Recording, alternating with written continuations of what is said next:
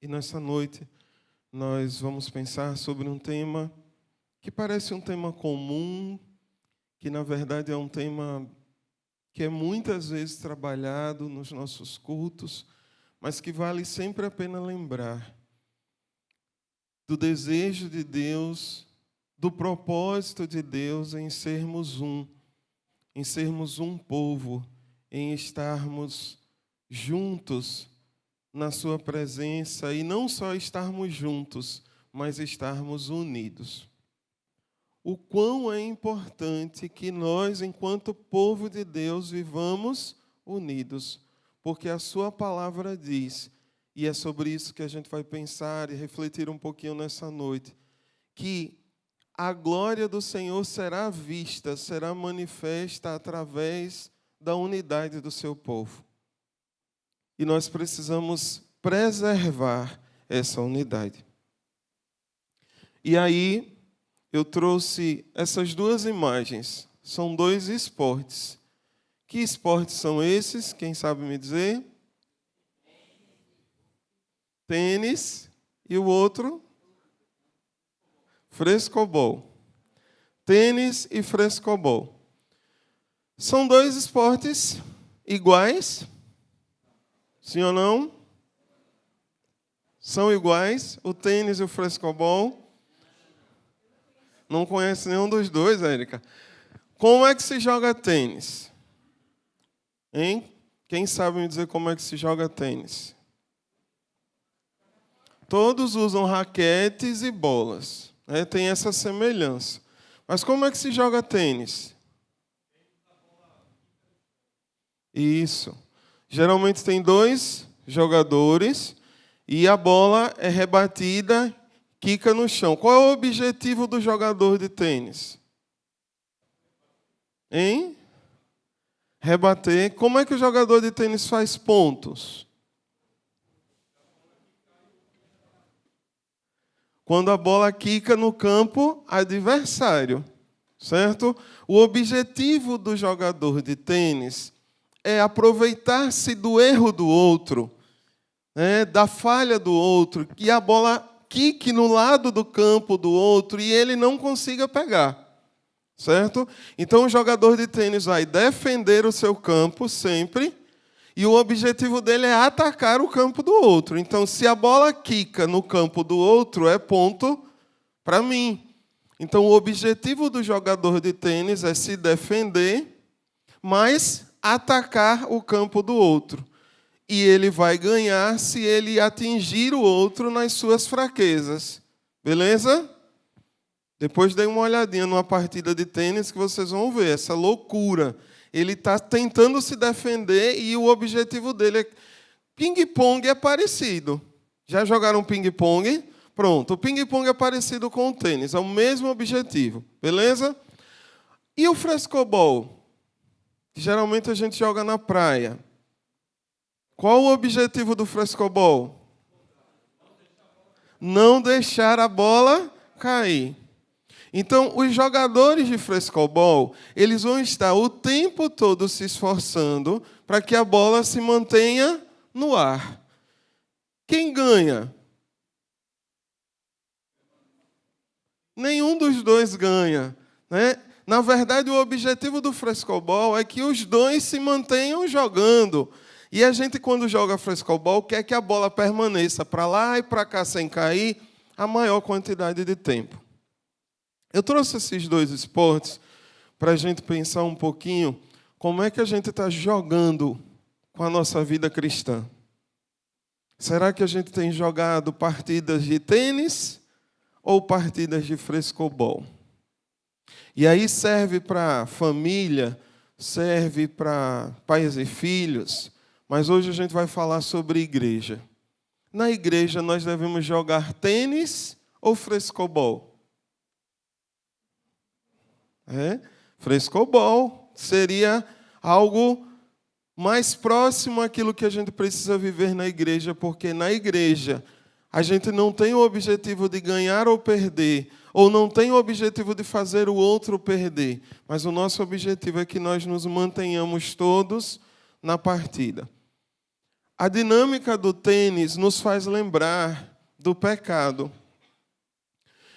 O desejo do coração de Deus é que nós vivêssemos em harmonia.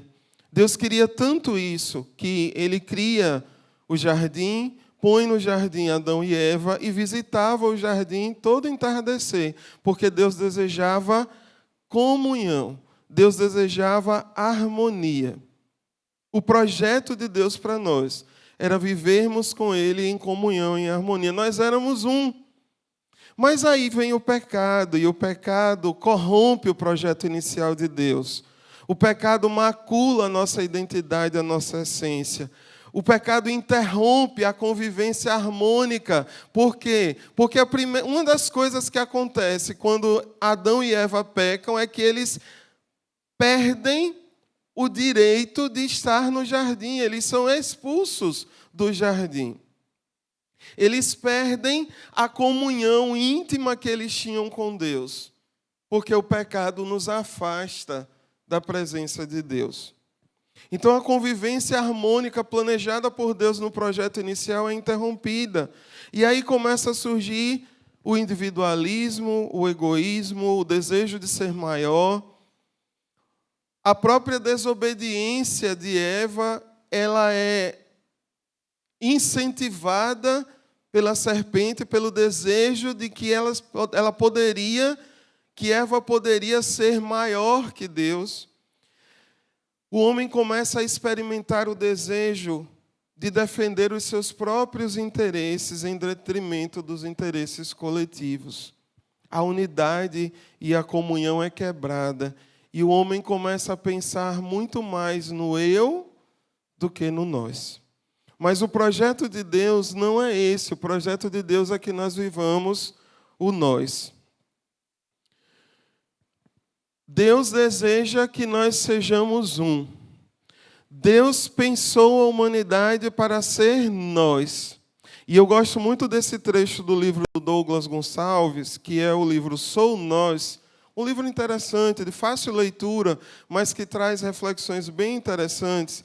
E ele dizia bem assim em uma das partes do livro: o Deus que fala, façamos, lá na criação, façamos o homem à nossa imagem e semelhança. Esse Deus que diz, façamos, não poderia criar um ser que diz apenas, eu faço.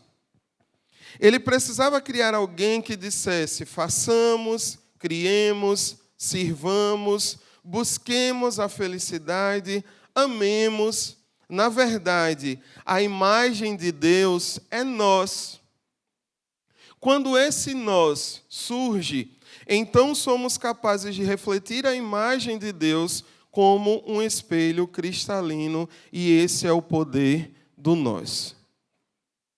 A partir dessa introdução, eu gostaria de convidar os amados a abrirem suas Bíblias no Evangelho de João, no capítulo 17. Esse é um dos textos bíblicos que eu mais gosto de ler. A oração sacerdotal de Jesus. Evangelho de João, capítulo 17.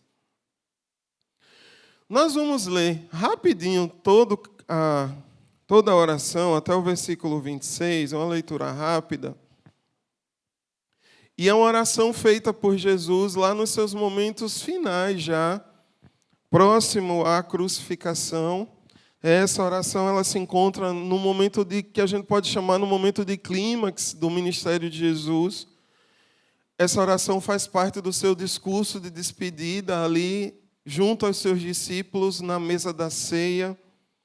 E essa oração é feita num momento de muita tensão. Tensão política, tensão espiritual e, por que não dizer, tensão emocional. Jerusalém estava empolvorosa. Jesus já havia sido condenado.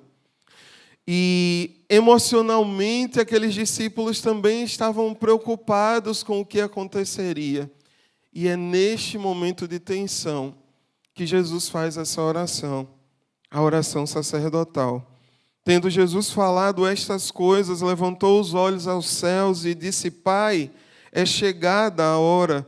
Glorifica teu Filho, para que o Filho te glorifique a ti.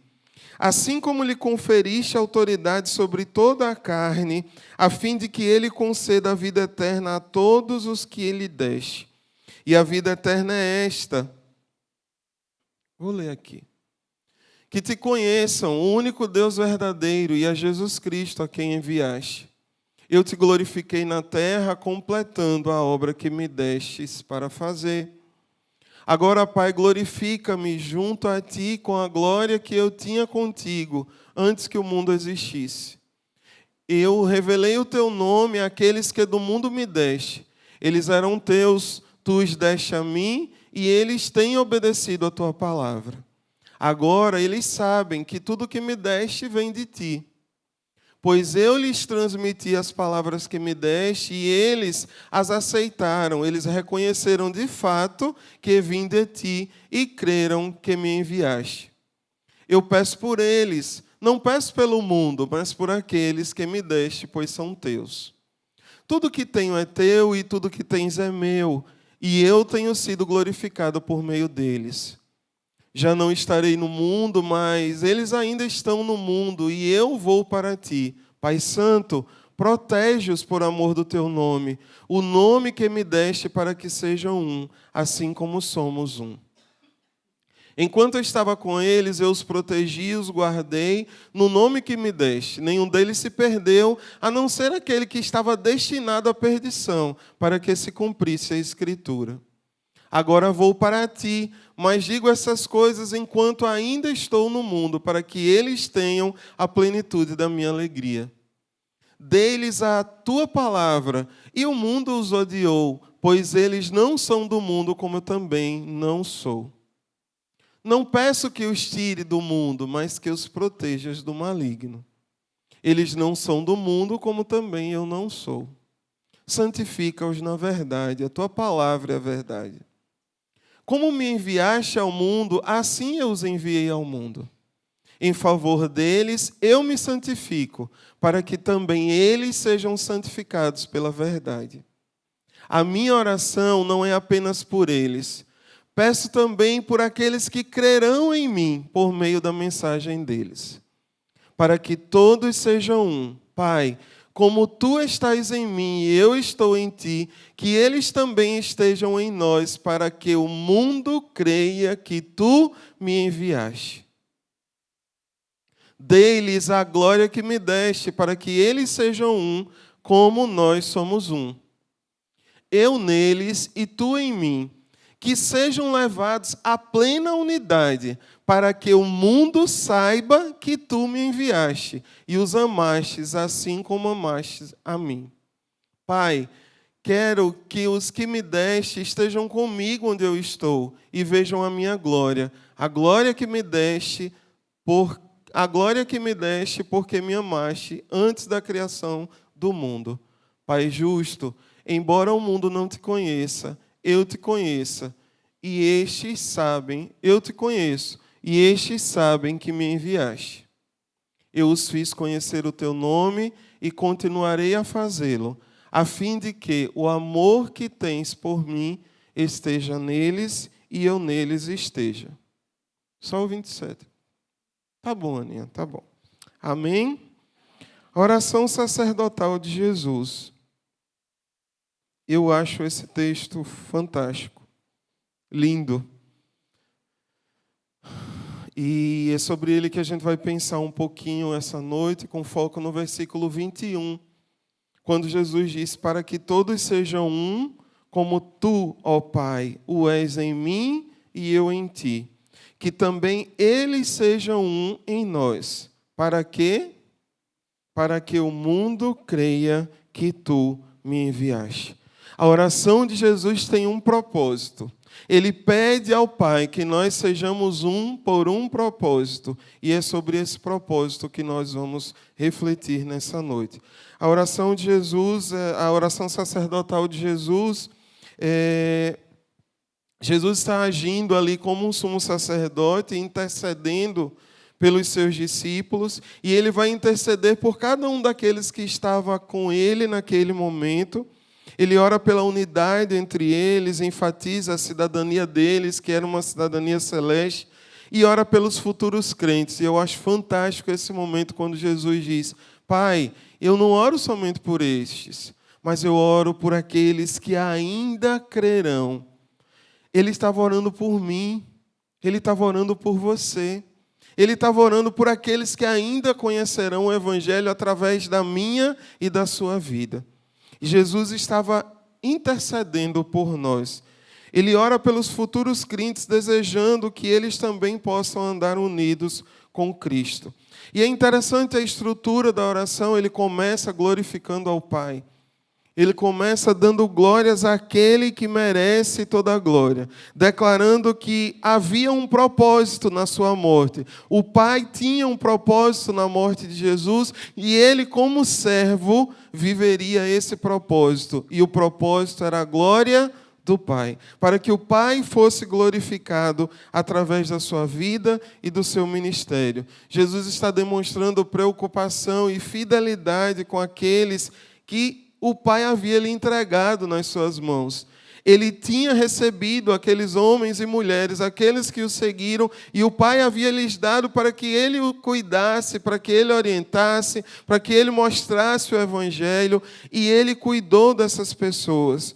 Ele anunciou as boas novas a essas pessoas. Na oração ele pede proteção e guarda para cada um daqueles discípulos. E ele diz: olha, Pai, guarda-os porque eles não são desse mundo, como eu também não sou. Proteja-os do maligno. E ele estava orando por nós, pedindo ao Senhor que nos guardasse, que nos livrasse do mal. Como já foi dito, Jesus ora por aqueles que ainda crerão. Jesus, naquele momento, estava intercedendo junto ao Pai por aquelas vidas que hoje ainda não conhecem a Cristo, mas conhecerão através da minha vida, através da sua vida, através da unidade da igreja. Esse foi uma outra coisa que nós vivemos durante a JC. Praticamente 50 dos jovens que estavam conosco não eram jovens cristãos. E todos eles, em seus testemunhos, na terça-feira, na minha cabeça está quarta, na terça-feira, puderam dizer que eles puderam ver Jesus e ver o cristianismo e ver o Evangelho de uma forma que eles ainda não haviam visto.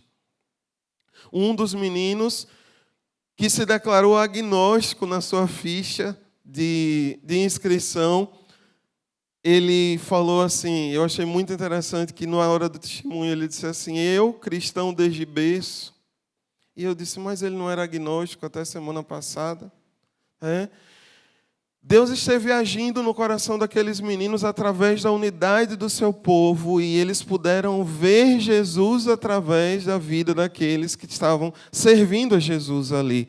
E é exatamente isso que Deus está falando nessa oração. É exatamente isso que Jesus está pedindo ao seu Pai. Pai, que eles sejam tão unidos, que eles tenham um propósito tão definido de nos servir, de servir ao Senhor, que as pessoas vejam isso através da vida deles. E é maravilhoso quando nós podemos ser instrumentos do Senhor para que outros conheçam Jesus.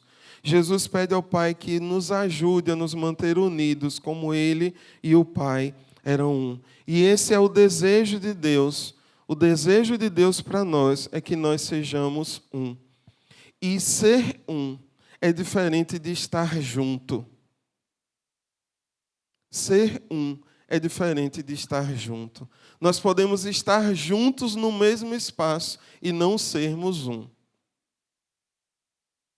E o grande desejo de Deus é que haja unidade. Mesmo em meio às diferenças, que haja unidade. E ser um é diferente de estarmos aglomerados no mesmo lugar. Você pode estar, de repente, no centro da cidade, aglomerado num monte de pessoas, mas ali você não está unido àquelas pessoas. Você está simplesmente no meio de uma multidão. A igreja do Senhor é muito mais que isso. A igreja do Senhor é um povo reunido e unido, não só reunido, mas unido em um só propósito. E o resultado dessa unidade, da unidade daqueles que creem, é a glorificação do Pai. E a crença no Filho, através dessa unidade, o mundo verá quem nos chamou, quem nos enviou, quem nos escolheu. A unidade dos crentes ela é espiritual, relacional e precisa ser visível. Para que o mundo creia, eles precisam visualizar unidade no meio do povo de Deus.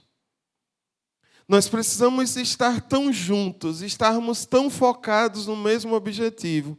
Nós oramos hoje pela liderança da igreja, pelos pastores da igreja, e nós precisamos estar juntos, liderança, pastores, membros, tão juntos, tão ligados, ao ponto de que o nosso olhar olhe na mesma direção, ao ponto que os nossos objetivos sejam os mesmos, ao ponto que nós nos amemos uns aos outros e estejamos unidos para que os outros vejam o amor de Cristo através de nós, através dessa unidade. A nossa unidade deve refletir esse amor, como está escrito na oração, para que o mundo creia. Essa unidade tem um propósito missional. Nós precisamos estar juntos, porque é através da unidade que a glória de Deus se manifesta. É através da unidade que o mundo verá que Jesus é o nosso Senhor, que Jesus transforma. E nós precisamos estar como igreja unidos. E o nosso modelo de unidade qual é? A unidade entre Deus e Jesus. A unidade entre o Pai e o Filho, como ele diz na oração. Pai, que eles sejam um, como eu e você somos um. A unidade existente entre Deus e Jesus precisa ser o nosso modelo de unidade, firmado em compromisso, fidelidade e em glorificação a Deus. E aí eu trouxe um esquemazinho para a gente pensar numa coisa que eu acho muito interessante. Se nós pensarmos na Trindade, no Deus Pai, Filho e Espírito Santo, nós podemos perceber na Trindade 3 características interessantes. Lendo Gênesis 1:26 e Gênesis 3:22, nós vemos o seguinte. Gênesis 1:26 diz: façamos o ser humano à nossa imagem, ele será semelhante a nós. O verbo e os pronomes, isso. O verbo e os pronomes que aparecem aí, se tiver professor de português aí, nos ajude. O verbo e os pronomes que aparecem aí estão na primeira pessoa do plural. Não é na primeira pessoa do singular. Não é eu faço o homem à minha imagem e à minha semelhança. Deus diz, façamos o ser humano à nossa imagem e ele será semelhante a nós. Gênesis 3:22, então disse o Senhor Deus, eis que o homem é como um de nós, sabendo o bem e o mal. Isso aqui já depois da queda. Deus ele está falando em primeira pessoa do plural. Ele está falando, não está falando sozinho, ele está falando no coletivo. O Deus Pai, o Deus Filho e o Deus Espírito Santo, que partilham a mesma essência divina. Eles são Deus, eles partilham a mesma essência divina, eles são iguais em essência. São 3 pessoas diferentes, mesmo partilhando da mesma essência, eles são 3 pessoas diferentes, o Deus Pai, o Deus Filho e o Deus Espírito Santo. E cada um tem eu usei a palavra função, mas função é muito pequeno para falar sobre isso. Mas cada um tem o seu momento e o que ser na essência. O Deus Pai, o Deus Filho e o Deus Espírito Santo se manifestam na história na revelação de Deus em momentos distintos, mas eles são a mesma pessoa em uma mesma essência. Então nós poderíamos dizer, sobre a Trindade que eles são iguais em essência, eles são diferentes, porque são 3 pessoas, mas eles são complementares, porque a ação de Deus, a ação de Jesus e a ação do Espírito Santo se complementam no grande projeto de Deus para a vida do homem. Tudo bem até aí? E aí eu queria levar essas características para como nós devemos nos enxergar como igreja do Senhor. Pensando num Deus que são 3 pessoas distintas, mas que são iguais em essência e que se complementam dentro da revelação de Deus, cada um agindo no seu tempo, nós podemos entender o que é a unidade que Ele deseja de nós. Porque nós somos iguais. Somos ou não somos iguais? Somos? Somos. Porque fomos criados à imagem e semelhança de Deus. Partilhamos da mesma essência. Nós somos feitos para parecer com Ele, para parecer com Deus. A nossa essência nos torna iguais. Diante de Deus, nós somos iguais, criados à sua imagem e à sua semelhança. Mas nós somos diferentes, ou não somos? Somos diferentes no nosso aspecto físico, temos vidas diferentes, famílias diferentes, talentos diferentes, dons diferentes. Fomos chamados por Deus para servir de forma diferente. E nessa diferença, nós precisamos expressar unidade.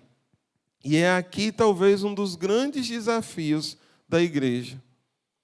Entender essas diferenças e fazer com que essas diferenças culminem em unidade, onde cada um entende a sua parte, onde cada um entende quem é diante de Deus, onde cada um entende o seu serviço diante de Deus, onde cada um entende as suas habilidades, os seus dons, os seus talentos. E tudo isso, toda essa diversidade, se complementa como o corpo de Cristo. Esse corpo que é feito por pessoas diferentes, com dons e talentos diferentes, mas que, quando unidos, formam um corpo só, o corpo de Cristo. E esse corpo precisa andar na mesma direção. Unidade se expressa quando nós entendemos que somos iguais, porque somos criados à essência de Cristo, mas nós entendemos também que temos as nossas diferenças, que somos pessoas diferentes, que temos até opiniões e pensamentos divergentes, mas que toda essa diferença precisa se consolidar, se aglutinar, quando nós entendemos que nós somos complementares. Eu sozinho não sou o corpo de Cristo. Érica sozinha não é o corpo de Cristo. O pastor Martins sozinho não é o corpo de Cristo. Mas nós juntos, com as nossas diferenças, com os nossos dons e talentos diferentes, com os nossos chamados diferentes para servir, nós somos o corpo de Cristo. Nós nos complementamos. Amém? Então, precisamos entender que somos iguais em essência, mas que temos diferenças, e essas diferenças precisam se complementar para que o corpo de Cristo se manifeste e, a partir dessa unidade, o mundo veja que nós somos filhos de Deus. Nós somos a igreja de Deus. E aí eu quero trazer rapidamente um outro texto para que a gente pense juntos, Efésios 4, de 1 a 16. Nós precisamos nos comprometer com essas coisas até sermos um. E esse texto de Efésios vai falar sobre várias coisas com as quais nós precisamos nos comprometer até sermos um. Eu não vou ler o texto, mas na leitura do texto você vai perceber que o texto nos diz que essa unidade irá acontecer. Essa manifestação da glória de Deus através da nossa unidade vai acontecer como? Com cada um de nós sendo humildes em nosso próprio modo de pensar. É preciso que nós exercitemos essa humildade no nosso modo de pensar, para que possamos conviver em unidade, para que o mundo veja Cristo através da nossa unidade. Nós precisamos ser humildes em nosso modo de pensar. Nós precisamos lembrar e entender que nós não somos maiores que ninguém. Que no reino de Deus e na igreja do Senhor não há maiores e menores. E todos nós precisamos ter humildade sobre o que pensamos sobre nós e sobre o que pensamos sobre os outros. Nós precisamos ser mansos, pacientes e tolerantes. A diversidade vai trazer momentos de inquietação às vezes, vai trazer momentos de direções e pensamentos diferentes, mas nós vamos precisar ser mansos para amar um ao outro, para cuidar um do outro, para entender um ao outro, sermos pacientes e tolerantes. Nós precisamos nos esforçar. E o texto lá de Efésios vai dizer: esforçando-vos para conservar a paz. Esse precisa ser um esforço diário de cada um de nós no corpo de Cristo. Nós precisamos nos esforçar para conservar a harmonia e a paz que o Espírito nos dá. Nos empenhar em exercer os dons e talentos que Ele mesmo nos concedeu. Nas nossas diferenças, Ele nos concedeu dons e talentos diferentes que se complementam. Aqueles que oram, aqueles que ministram, aqueles que cantam, aqueles que tocam instrumentos, aqueles que cuidam das crianças, não são maiores que aqueles que limpam, que aqueles que cozinham, que aqueles que acolhem, que recebem. Todos formamos o corpo de Cristo. E todos nós precisamos fazer a nossa parte para que o corpo funcione bem. Edificando o corpo, quando cada um de nós fazemos a nossa parte, o corpo é edificado. E edificado para quê? Para realizar a obra do Senhor. Uma outra fala que sempre chama atenção na fala dos meninos. A gente não imaginava a quantidade de pessoas que estavam envolvidas para fazer o encontro. Que no momento final aparece todo mundo, né? Para eles entenderem quanta gente está envolvida. E eles falam que uma coisa que impacta é a quantidade de pessoas que estavam envolvidas. Um monte de pessoas envolvidas. E cada um fazendo a sua parte. E nenhuma era mais importante que a outra. Todas elas se complementavam. E é justamente nesse complementar-se que o nome de Jesus, o nome de Deus, é glorificado. Alcançando a unidade na fé e no pleno conhecimento de Cristo e nos tornando cristãos maduros e cada vez mais parecidos com Ele. Agindo desta forma, nós estaremos vivendo o que Deus nos chama para viver, a unidade. Até sermos um, nós precisamos agir desta forma. Agindo desta forma, nós nos tornaremos um. E sendo um, o nome de Jesus será glorificado. E já, como diria o nosso pastor Paulo, passando aos contornos finais dessa mensagem, eu queria pensar com vocês o seguinte: há poder na união das mãos. Conta-se uma história, eu vou precisar soltar o microfone em alguns momentos, mas conta-se a história de duas mãos. Elas não se conheciam, essas duas mãos não se conheciam. Apesar de serem iguais, elas nunca haviam se encontrado. Mas uma coisa unia as duas. Um dia, elas duas ouviram um som. E esse som era um som som chamou muito a atenção delas. Mas elas faziam de tudo e não conseguiam repetir aquele som.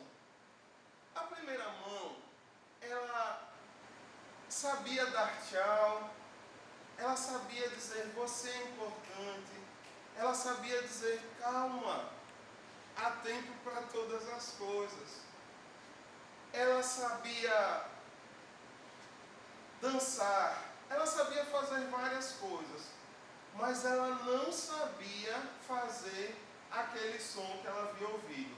A outra mão, da mesma forma, sabia fazer várias coisas. Sabia dizer, ei, venha cá. Ela sabia também dizer assim, nossa, como você é feliz. E entre outras coisas que ela sabia fazer, mas ela não conseguia reproduzir o som que ela havia ouvido. E um belo dia conta a história que as duas mãos estavam passeando e se avistaram. E olharam uma para a outra, perceberam as semelhanças que elas tinham. E elas se aproximaram, olharam, viram as semelhanças e comentaram entre si. Você já ouviu um som muito bonito que acontece, mas eu já tentei de tudo, não consigo fazer esse som sozinha? E a outra disse, é verdade, eu também já ouvi esse som. E elas começam a se aproximar uma da outra e de repente elas começam a correr uma em direção à outra e elas correm.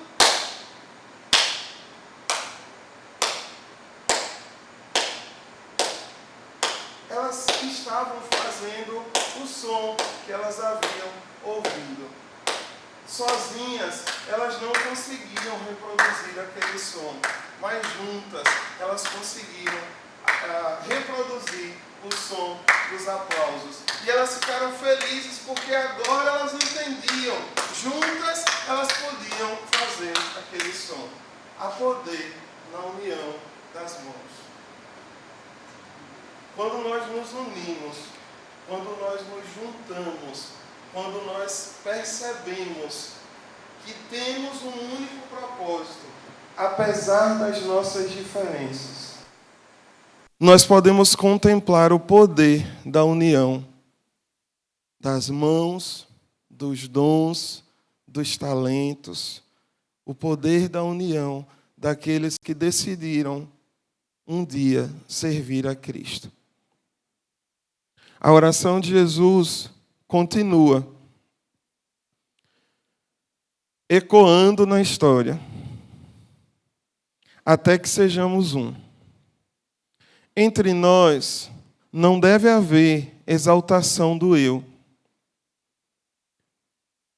Entre nós, o Pai é nosso, o pão é nosso, o perdão é para nós. Entre nós somos tratados, confrontados e curados. E o nosso Pai é glorificado. Amém? Que Deus possa fortalecer a união do seu povo neste lugar. Que nós possamos lembrar do que Jesus disse quando ele ensinou uma outra oração, a oração do Pai Nosso. E na oração do Pai Nosso, como nós acabamos de ler, o pão é nosso, o Pai é nosso, o perdão é para nós, porque o nosso Deus é o Deus do nós, é o Deus da unidade, é o Deus do povo que se une com o propósito de glorificar o nome do Senhor Jesus. Amém? Você pode curvar a sua cabeça nesse momento e orar ao Senhor, e diante daquilo que o Senhor falou aos nossos corações nessa noite, o que é que você teria para falar com Ele? Ora ao Senhor pedindo a Ele que fortaleça a união do seu povo nesta igreja, que Ele nos una a cada dia no mesmo propósito e que nós possamos viver a unidade que é o desejo de Deus para as nossas vidas. Pai, nós louvamos o Teu nome e Te agradecemos pela Tua bondade, pela Tua fidelidade, pelo Teu amor a nós, Pai. Pai, nós queremos Te pedir que a Tua palavra nessa noite possa calar profundamente em nossos corações. Que ela possa, Deus, germinar em nós e que nós possamos entender o poder que temos, o poder que o Senhor tem através da nossa unidade. Ó Deus, que a Tua igreja possa compreender, ó Deus, que foi chamada para viver em unidade. Que, ó Deus, nós possamos entender, ó Deus, que as nossas diferenças, elas não são para nos afastar, nem um do outro, nem do Senhor, mas elas são para nos unir, nos fortalecer, ó Deus, para que o Teu nome seja glorificado através das nossas vidas. Nós queremos Te pedir, Pai, que tudo aquilo que possa querer impedir, ó Deus, a unidade do Teu povo, possa ser repreendido do nosso meio, Pai, em nome de Jesus. Que todo eu, que toda soberba, que todo orgulho, que toda falta de humildade possa, Senhor, ser banida do nosso meio e que nós possamos viver, ó Deus, aquilo que o Senhor deseja que nós vivamos. Que o nosso olhar um para o outro seja um olhar de amor. Que o nosso sentimento um pelo outro seja um sentimento de compaixão. Que o nosso desejo, Deus, o desejo mais profundo do nosso coração, seja Te servir e servir uns aos outros. E ser, ó Deus, instrumento para que o Teu nome seja glorificado neste mundo. Nos usa, Deus, para a glória do Teu nome. Nos abençoa e nos faz um, em nome de Jesus. Amém.